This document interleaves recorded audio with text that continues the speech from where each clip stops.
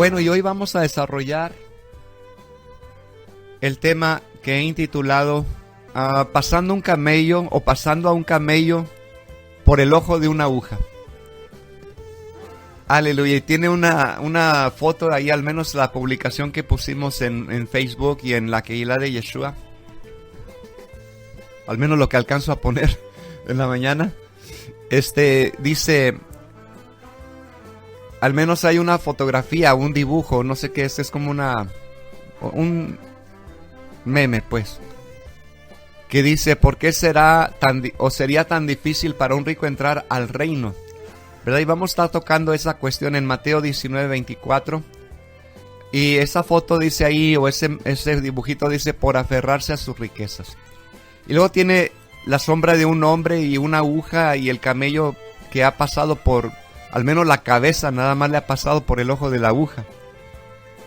Pero vamos a ver que este concepto está equivocado, amados. Está no solamente equivocado, sino fuera de lo que es realmente el contexto en una mentalidad hebrea.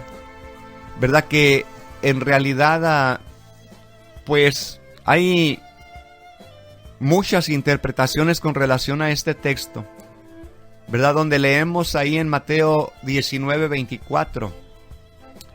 Mas os digo que más liviano trabajo es pasar un camello por el ojo de una aguja que entrar un rico en el reino de Dios. ¿Ok? Y vamos a estar viendo pues que hay de opinión a opinión. Unos dicen que eran las puertas de la entrada de la ciudad de Jerusalén y pues literalmente pues piensan otros más allá que es literal, una aguja literal, o sea, para coser, ¿verdad? Y piensan de el hoyo de la aguja por donde se pasa el hilo, ¿verdad? Y como vuelvo a repetir, los otros tienen el concepto de que es una puerta muy estrecha en Jerusalén que fue utilizada cuando, oiga bien, las otras grandes recintos de la ciudad fueron cerrados. Entonces, sí, dicen ellos que esas puertas estaban estrechas y que, pues, para que el camello pasara, ¿verdad? Se le llamó ojo de aguja porque era tan pequeña y estrecha que había que descargar, en otras palabras, los camellos antes de atravesar esa puerta. Perdón. Aleluya. Y pues dicen también que la gente tenía que inclinarse. Bueno, hay un montón de cuestiones, ¿no? Que dicen. Y aún bajar del animal, ¿verdad? Tenían que bajar del animal para no golpearse la cabeza por cuando iban a pasar por esa puerta porque era tan estrecha. Sin embargo, estas suposiciones no ofrecen ninguna explicación correcta, oiga, por saber lo que el ojo de la aguja quiere realmente decir. O sea, la pregunta ¿es un símbolo o la realidad? ¿O puede ser incluso alguna expresión? ¿Y por qué un camello? ¿Verdad? Y antes, pues, de desarrollar el tema, examinemos primero el contexto en el cual estas palabras fueron pronunciadas. Y vamos a leer de la misma boca del maestro, como lo dijo en Mateo 19, vamos a leer del 16 al 24.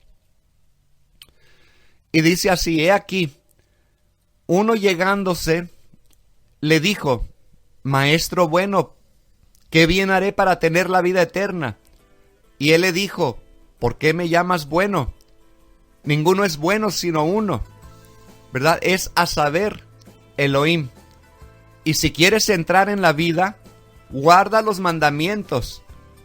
Dícele, ¿cuáles? Y Yeshua dijo, no matarás, no adulterarás, no hurtarás, no dirás falso testimonio, honra a tu padre y a tu madre, y amarás a tu prójimo como a ti mismo. Dícele el mancebo, todo esto guardé desde mi juventud, ¿qué más me falta? Dícele Yeshua, si quieres ser perfecto, anda, ve, vende todo lo que tienes, y dalo a los pobres, y tendrás tesoro en el cielo, y ven y sígueme. Y oyendo el mancebo esta palabra, se fue triste, porque tenía muchas posesiones. Entonces Yeshua dijo a sus discípulos: de cierto os digo, que un rico difícilmente entrará en el reino de los cielos. Mas os digo que más liviano trabajo es pasar un camello por el ojo de una aguja que entrar un rico en el reino de Dios. Aleluya. Y pues, ¿quién no conoce esta historia del hombre rico que se aflige cuando oye estas palabras y que escoge la riqueza más bien que seguir a Yeshua? Y esta parte de la escritura a menudo sirve, oiga bien, de requisitoria contra los ricos o contra aquellos que viven en condiciones un poco más fáciles que el promedio. Se enseña entonces prácticamente por todas partes que un rico no puede obtener la salvación sin, oiga bien, deshacerse de sus bienes materiales, ofreciéndolo a los pobres. Pero oiga, la pregunta que hago aquí yo es: ¿de qué riqueza está hablando aquí realmente? ¿Y quién es este joven? ¿Verdad? Porque no es un joven cualquiera. ¿Verdad? Porque este joven se presenta a Yeshua. ¿Y por qué al final se aflige? Y si vemos el contexto, pues no se trata de ninguna manera aquí de una persona atea o una, como se llamaban en aquel tiempo, o se conoce actualmente como un hedonista, que vive bajo el yugo de Mamón, ¿verdad? Del Dios de las riquezas. Sino que se trata, oiga, de un hombre rico, de un joven rico que supuestamente tiene temor a Elohim. Se trata de un joven que conoce al Elohim de Israel, que observa sus leyes y aparte de esto, oiga, viene a Yeshua a preguntar. Así que podríamos decir que nos encontramos frente, pues, a un buen fariseo, como lo fue el apóstol Pablo. Un hombre religioso que vive conforme a las leyes y que todavía desea él ser más perfecto, más puro y mejor buscando lo que es más importante para él en ese momento que la misma riqueza que posee. En otras palabras, la vida eterna. Entonces, amados, pues es algo tremendo, ¿verdad? Porque así como pregunta, ¿qué haré? ¿O qué bien haré? Le pregunta al maestro. Y obviamente este hombre joven quiere actuar con vistas a gozar de la vida eterna. Se da cuenta, un hombre que cumple preceptos, que está tratando de vivir lo mejor posible. Entonces, qué tristeza fuera si Yeshua inmediatamente le cerrara la puerta al reino de los cielos solamente porque es rico, ¿no cree? Pero hay algo más profundo en esta enseñanza. Porque la respuesta de Yeshua a esta pregunta está todavía válida para el día de nosotros. Dice, cuando la pregunta es ¿qué bien haré? Y Yeshua le dice, observa los preceptos. Es decir, observa la alianza que el Eterno ha pasado desde tus antepasados hasta que ha llegado a ser también una práctica en tu vida. Observa esos mandamientos, quédate con la alianza, protégela y vive en ella. Porque si vives en ella conocerás que el Elohim de Israel te ha escogido, que te llamó y que también te fortalecerá para que puedas tú cumplir esos mandamientos que Él te ha dado.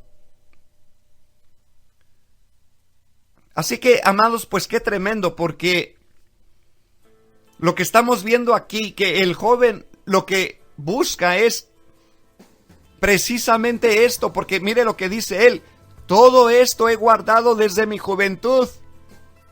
Y todavía pregunta: ¿qué más me falta? ¿Qué más me falta?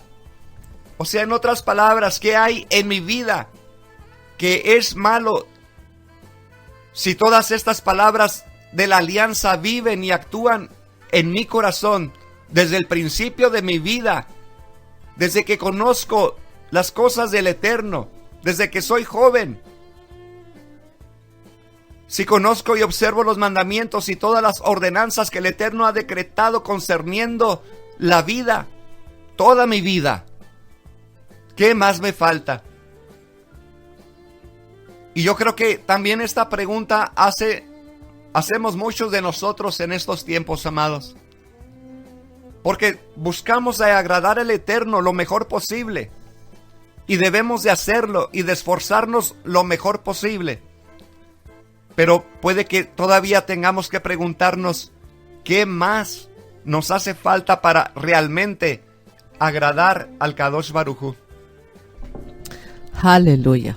Pues sí, lo que está preguntando aquí Yeshua, más bien lo que le está diciendo al hombre, cuando vemos aquí que dice: cuando salía para seguir su camino, vino uno corriendo y arrodillándose delante de él le preguntó: Maestro bueno, ¿qué haré para heredar la vida eterna? Y Yeshua le dijo: ¿por qué me llamas bueno? Nadie es bueno sino solo uno, Elohim, y tú sabes los mandamientos. Y le dijo: Maestro, todo esto lo he guardado desde mi juventud. Yeshua, mirándolo, lo amó y le dijo: una cosa te falta, ve y vende cuanto tienes y dalo a los pobres, y tendrás tesoros en el cielo, y ven y sígueme.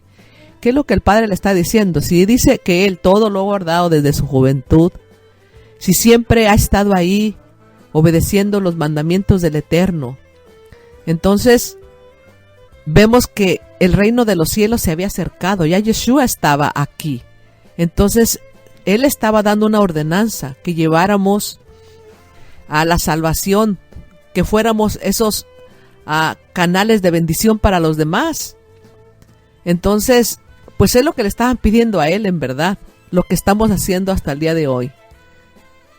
Llevar esa bendición que el Padre nos ha dado a los demás, repartirla, o sea, darnos a nosotros mismos. Y es lo que muchos no quieren hacer. No están dispuestos a darse a ellos mismos. No están dispuestos a dejar sus placeres, sus descansos, sus vacaciones, sus viajes aquí, viajes allá.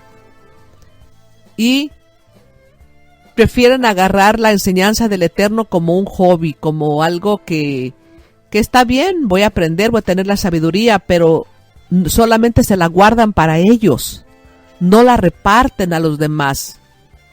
Quieren hacer dinero siempre de todo. O sea, quieren enriquecerse más. Que es en sí lo que muchos hacen. Sí dan, pero agarran más que lo que dan. Porque todo lo venden, a todo le sacan ganancia. Entonces, qué hermoso es nuestro Padre Eterno, que nos enseña a que lo que hemos adquirido de gracia, lo demos de gracia, porque Él lo adquirió de gracia. Sin embargo, decidió quedarse y multiplicarlo más y no darlo para el Eterno, que es lo que Él nos está pidiendo, porque los tesoros que tenemos en esta tierra no nos los vamos a llevar a ninguna parte. Todo lo que se ha adquirido físicamente se va a quedar. Como llegamos, nos vamos sin nada. Pero si nosotros nos damos a nosotros mismos nuestro tiempo, nuestro esfuerzo, nuestro conocimiento, todo lo que el Padre nos ha dado, entonces adquiriremos tesoros en los cielos, porque lo estamos mandando anticipadamente, porque ni un vaso de agua quedará sin recompensa, mucho más cuando nos estamos dedicando toda nuestra vida a servirlo a Él, a que su reino sea edificado, que seamos esas piedras vivas, que seamos esos atalayas, que llevemos esa voz, que llevemos esa salvación a los demás, lo que nuestro Padre Eterno nos ha dado, y que todos aprendamos a guardar sus mandamientos. Aleluya, así es, amada hermana. Pues sí, precisamente de eso se trata, ¿verdad? Porque cuando la respuesta de si quieres ser perfecto, anda, vende lo que tienes y dalo a los pobres y tendrás tesoro en el cielo y ven y sígueme, tiene que ver, oiga bien, si lo vemos en la mente hebrea, la palabra traducida por perfecto aquí es literalmente puro. Sí, puro, y tiene que ver, oiga bien, con la palabra que se utiliza en el Tanaj para designar a los animales puros consagrados para el sacrificio sobre el altar del Eterno. Así que, amados, es tremendo. Aquí se trata entonces de una pureza en la cual el hombre puede vivir la plenitud, la sinceridad y la verdad. Y esta plenitud que consiste en poder estar constantemente en la presencia de Dios, del Eterno, delante de y con Él. Y en otros términos, si deseas ser listo al sacrificio por Él, es lo que está diciendo aquí. Si quieres siempre estar en el altar del Eterno, si deseas vivir una vida de consagrada, una vida de servidor y no solamente una vida religiosa. Se da cuenta, pues según la traducción literal del texto hebreo, tienes que, dice, ve y devuelve lo que posees. O sea, en otras palabras, dale a los pobres, a los humildes, y tendrás un tesoro en los cielos. Y después ven, o sea, viene, avanza atrás de mí. Es lo que literalmente tendría que decir la traducción. Así que no necesariamente habla de bienes entre los que no tienen hogares, los supervivientes de catástrofes naturales, los que tienen deudas y las familias en dificultades, sino que dice, devuelve lo que posees. Todos estos dones espirituales que has recibido, en otras palabras, transmítelos a la gente a quienes le faltan, dándole a los pobres, a los humildes en espíritu. Dale a los que tienen hambre de la palabra y sed y la palabra del Eterno, y sed de la palabra del Eterno, sed de hacer la bendita voluntad del Eterno, en otras palabras. Pero ¿qué pasa, amados? Que para esto se necesita una consagración, y es por eso que el joven, oiga bien, no se trataba simplemente de dar toda su fortuna, sino que de que regresara de lo que tenía a los pobres. ¿Se da cuenta? O sea, y es precisamente lo que la encrucijada que mucha gente llega a tener en su vida, ¿verdad? Porque la respuesta de Yeshua es simplemente purifícate, purifícate. Y cuando, oiga bien, le dice que un rico difícilmente entraría en el Malhut HaShamayim, en el reino de los cielos, en realidad está hablando precisamente, ¿verdad?, de esto, de que si la persona no está dispuesta a consagrar su vida, a purificarse para el Kadosh Baruj Hu, aunque haya, oiga bien, vivido una vida de religión, porque en realidad es lo que tenía este joven, una religión nada más, desde su niñez. Nosotros le llamamos por acá en las religiones, ¿cómo se le llaman y a nuestros hijos? Les llamábamos niños de banca, o como que ahí crecieron en las bancas de la iglesia, ¿verdad? Ahí dormían, ahí crecieron literalmente. Pero ellos llegaron a tener que hacer una decisión personal en su vida, si realmente servir al Eterno o no, ¿verdad? Pero así acontecía con este joven. Había pasado toda su juventud escuchando de los preceptos, escuchando, llegando al shul, a la sinagoga, y pues todo era muy bonito, tremendo, pero se le había olvidado lo más importante que prescribía la bendita Torah, y era de no olvidarse de los pobres. Se da cuenta entonces, no que no podamos tener riqueza, sino que qué es lo que nosotros vamos a hacer con ella, con esa riqueza que nosotros vamos a tener, y no solamente riqueza financiera, sino riqueza espiritual. Y es lo que muchos hacen. O sea, son coleccionistas. se la pasan coleccionando aquí y allá. Oh, qué bonito este, qué bonito el otro. Y tienen su mente llena, bien llena. Pero no hacen nada. No le enseñan a nadie. No se esfuerzan por llevar esa palabra a aquel necesitado que la gente solamente le sirve para estar en la shonjara, criticando. Por el conocimiento que tienen, todo lo que hacen es criticar a los demás. Pero no es a lo que nos mandó el Eterno. Él nos mandó a hablarle a los demás de Él. Como vemos aquí a los discípulos cuando Él les dice que, ¿y quién podrá salvarse? Cuando Él les dice, es más fácil que un camello pase por el ojo de una aguja que un rico entre en el reino de Elohim. Ellos asombraron aún más diciendo entre sí, ¿quién podrá salvarse? Y entonces Yeshua les dice, para los hombres es imposible, pero no para Elohim. Y le dicen ellos, he aquí nosotros lo hemos dejado todo y te hemos seguido. Y Yeshua les dice, en verdad os digo, no hay nadie que haya dejado casa o hermanos, hermanas o madre o padre o hijos o tierras por causa de mí y por causa del evangelio, que no reciba 100 veces más ahora en este tiempo, casas, hermanos, hermanas, madres, hijos y tierra junto con persecuciones. Y sabemos que no es fácil. Y que, pues, en este caminar vamos a recibir cosas buenas, pero también vienen las cosas malas. Pero uno tiene que seguir adelante porque sabemos que Él nos dará la vida eterna en aquel día. Por eso es que tenemos que seguirnos esforzando porque la meta es llegar al Olam Jabá, al mundo venidero. Aleluya, así es, hermana Araceli, algo tremendo, ¿verdad? Porque realmente, pues sí, así como dice usted, pues el joven en realidad tenía religión, ¿verdad? Tenía religión solamente, y así hay muchos en el tiempo actual que están preocupados por qué dirá la gente, ¿verdad? Y por eso no hacen una decisión. Y no solamente eso, sino que, como dice la hermana, son coleccionistas nada más. Quieren ellos este estudio, quieren el otro, quieren aquí, quieren allá y quieren todas las respuestas y solamente las acumulan, pero no hacen nunca jamás nada por compartir ese conocimiento. Y es tremendo, amado, porque, ¿verdad? Hay muchos ricos espirituales de esta manera que realmente, oiga bien, están viviendo una religión solamente. No están viviendo realmente la Torah. No la viven, solamente la tienen, la coleccionan, pero no la viven. No, y aparte que no la viven, son los que más nos critican. Son los que andan detrás de uno mirando los defectos y los errores que uno muchas veces comete.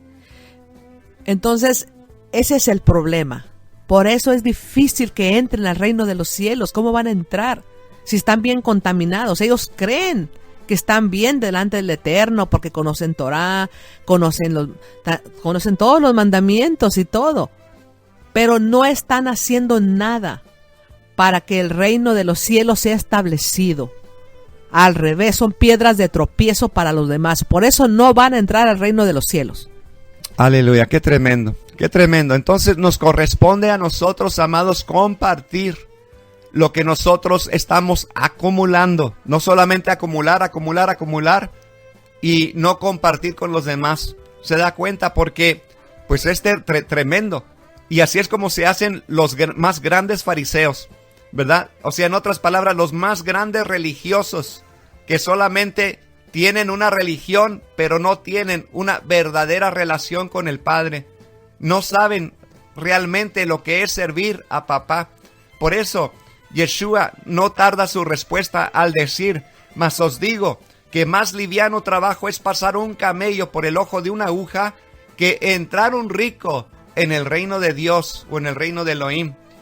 Y pues llegamos al problema del hoyo de la aguja, ¿verdad? Obviamente aquí pues la aguja no es un utensilio de costura, ¿verdad? Y no aparece en ninguna parte de la escritura este concepto que sea literalmente este utensilio de costura. Pero si vemos en realidad, ya traduciéndolo a la mentalidad hebrea, la expresión más correcta sería: es más fácil oiga bien, por el camello de atravesar la senda del hoyo de la falta. O sea, en otras palabras, lo que cuando hablamos de falta es una culpa, una transgresión. ¿Ok? Entonces es más fácil por el camello o para el camello atravesar la senda del hoyo de la falta, de la culpa, que para el rico de acceder al reino del Elohim. Así es que nos dicen en un sitio judío: el ojo de una aguja no es demasiado angosto para dos amigos, y la inmensidad del mundo no es suficientemente grande para dos enemigos. Así es que si son enemigos, no van a poder caber, como dice aquí, el ojo de una aguja. El ojo de una aguja no es demasiado angosto para dos amigos. Así es que no es demasiado angosto. Si vamos llenos del amor del Eterno, todos juntos cabemos por el ojo de una aguja.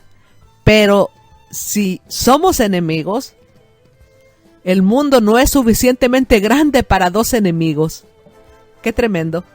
O sea, en otras palabras, amados, el camello aquí representa al hombre y tiene que atravesar la senda del hoyo de la falta, o sea, de la culpa. En otras palabras, cuando hablamos acerca de este camino del hoyo, de la falta o de la culpa, ¿verdad? Quiere decir acerca del error, del descuido que a veces acontece, que no es igual al mismo pecado intencional.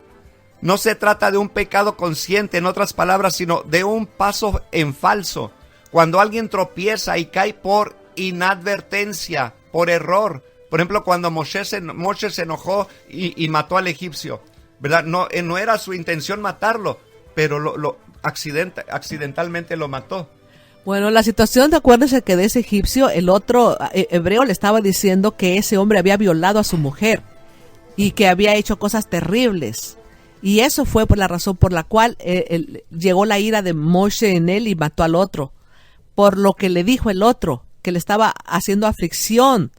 Y aparte, después de eso que pasó, vemos que el hebreo abandonó a su mujer. O sea, no la amaba tanto, solamente fue y le dijo eso a Moshe y al último la abandona. Aleluya. Así que, amados, pues esta palabrita que hablamos acerca de la senda del hoyo o de la falta o el camino, ¿verdad? De la culpa. Entonces quiere decir o nos está hablando acerca, oiga bien, de literalmente un estado en el hombre, ¿ok? Porque ha cometido un descuido y, como vuelvo a repetir, no es un pecado intencional, pero en realidad lo que se está hablando es de la falta. Por ejemplo, cuando hablamos en cuestión de los sacrificios de culpabilidad, esta palabra designa el animal imperfecto dedicado, oiga bien, a este tipo de sacrificio y que tenía una falta o algo, por ejemplo, que no era completamente puro, en otras palabras, que tenía un fallo y era propio para ser presentado. Impropio para ser presentado ante el altar. O sea, no era, como quien dice, kosher, en otras palabras, porque estaba, pues obviamente, necesitado de perfección. Era imperfecto, no podía ofrecerse en el altar. Entonces, se da cuenta, es más fácil para el camello, que representa al hombre, ¿verdad?, común, de atravesar por la senda de la falta, de la culpa. O sea, en otras palabras, que pueda hacer teshuvá, ¿verdad? Que pueda recibir la misericordia del Eterno. Pero por el otro lado, el rico que no desea desprenderse, no necesariamente solo de sus bienes materiales, sino que entienda que los preceptos, como este hombre religioso. Oiga, la gente religiosa a veces no quiere que los demás se acerquen a Dios, quieren ser ellos los únicos. ¿Y a qué me refiero? Mire, aquellos que dicen que no es para el gentil que estudie Torah, se da cuenta. Y hay religiones también que prohíben en cierta forma, que aquella religión que usted ya sabe que prohíbe que lean la Biblia, bueno, al menos lo hacían pero como quiera, ¿no? Religiones que dicen no puedes entender la Biblia al menos que tú estudies estos tomos que nosotros hemos hecho, ¿verdad? Eso es precisamente de lo que está hablando. Y pues este hombre rico no quería en sí, como le dijo Yeshua, vende todo lo que puedes y dalo a los pobres. Él no quería enseñar Torah, él lo que quería era una palmadita en la espalda y que le dijeran, oh, qué bueno que estás guardando los mandamientos. Quería que le dieran unos cuantos consejos más. Estaba acostumbrado a eso, era un hombre rico. ¿Qué es lo que pasa con los ricos? Todo el tiempo llegan a halagarlos.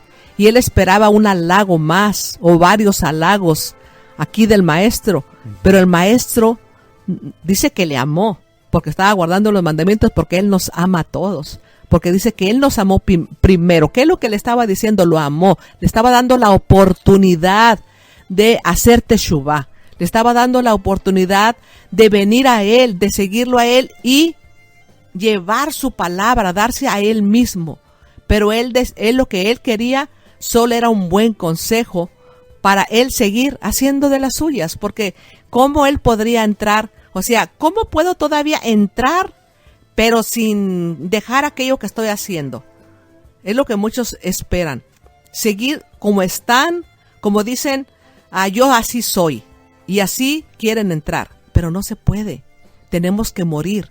Tenemos que nacer de nuevo. Tenemos que darnos a nosotros mismos. De otra manera, no vamos a entrar. Como este hombre que solamente quería una palmadita en la espalda, que le dijeran, oh, qué bueno que estás estudiando, qué bueno. O sea, él quería halagos. Es todo lo que él esperaba del maestro. Así es, amado. Entonces es impropio, obviamente, lo que nos enseña esto es de que es impropio este tipo de, vamos a decir, ofrenda o entrega que es defectuosa y presentarla sobre el altar. Y el hoyo, el ojo, designa la cueva o aún la cárcel, en otras palabras, y expresa un tipo de cerramiento o disimulación. Y aquí entonces el camello, el barco en el desierto, como se conoce en Oriente Próximo, que literalmente habla de un animal considerado como impuro según la ley. Y a pesar de todo, el camello es capaz, oiga, de sobrevivir en condiciones de vida muy extremas. Por ejemplo, puede guardar agua durante mucho tiempo y es muy robusto. Y es entonces para el hombre de la región un utensilio prácticamente indispensable. Y la palabra hebrea gamal, que significa camello, no solo designa, oiga bien, a este animalito, sino que también significa madurar. Madurar, llevar frutos. ¿Y qué nos enseñan entonces estas expresiones? Pues la imagen del camello que atraviesa por el camino del hoyo de la falta o de la culpa es el reflejo del hombre que es capaz de vivir en el calor del desierto, alimentándose muy poco. Pero se trata también de que aquellos, los que pueden vivir bebiendo y comiendo muy poco la palabra, pero produciendo a pesar de todo algunos frutos.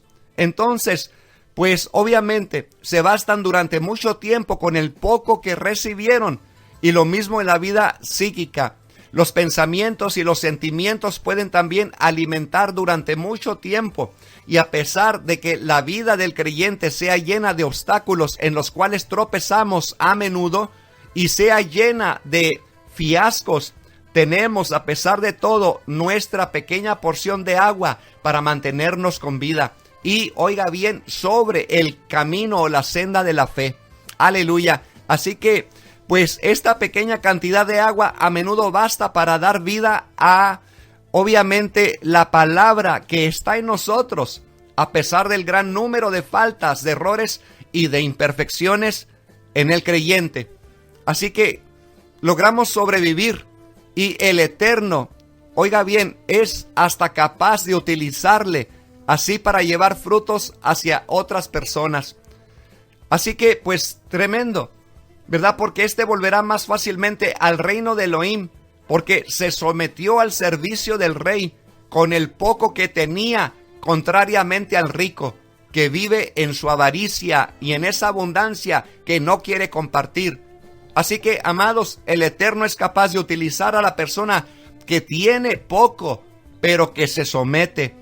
No sabe, en cambio, hacer nada con lo que tiene, o aquellos que consideran tener mucho, que se consideran ricos, porque es aquel, oiga bien, el pobre en espíritu, el que verá el reino de los cielos. Bienaventurados los pobres en espíritu, porque ellos verán al Eterno. Aleluya. Así que, pues, en esto, amados, hay que meditar. Hay que meditar en nuestra vida.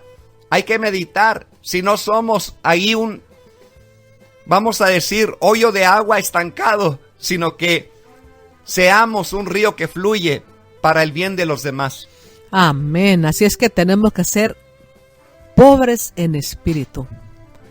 Pobres en espíritu, aquellos que estamos clamando delante del Eterno, pidiéndole al Padre que tenga misericordia de nosotros, que nos dé más de Él, que nos dé sabiduría de lo alto, que nos esté dando de Él. Estamos pidiendo, tenemos hambre y sed de justicia. Sin embargo, aquellos que ya se creen ricos, aquellos que creen que ya todo lo saben, pues esos son los que se van a quedar, porque son ricos. Y los ricos, pues no necesitan del Eterno. Por eso dice que el que busca hallará. Si nosotros buscamos, pues vamos a encontrar. Pero ellos ya no buscan, ellos creen que ya están completos, que todo lo tienen. Así es que no entrarán al reino de los cielos. Aleluya. Así que, en resumen, ¿qué es lo que aprendimos hoy? Bueno, que el hombre común, ¿verdad?, que busca y anhela de servir al Eterno y pregunta ¿qué más me hace falta? Es más fácil que él pase por la senda de la culpa, o sea, siendo justificado, que el rico que todavía dice, ya lo tengo todo, lo he cumplido todo, y todavía pregunta qué me falta, pero no quiere entregar su voluntad, no quiere entregar su vida. Y pues realmente, en resumen, solamente podemos decirlo en esta manera: la simple vida del creyente debe volverse una vida de servicio al Eterno. Aleluya. Y con esto termino mi comentario, hermana Araceli, su último comentario, porque se nos va el tiempo. Así ya. es que dejemos todo lo que tenemos, busquemos a papá con todo nuestro corazón y pidámosle a Él que nos dé sabiduría y nos dé amor de Él, al Ahavá, el verdadero Ahavá, para que nosotros podamos ser transformados, porque sin Él nada podemos hacer. Amén. Lamentablemente hemos llegado al fin de este programa, amados.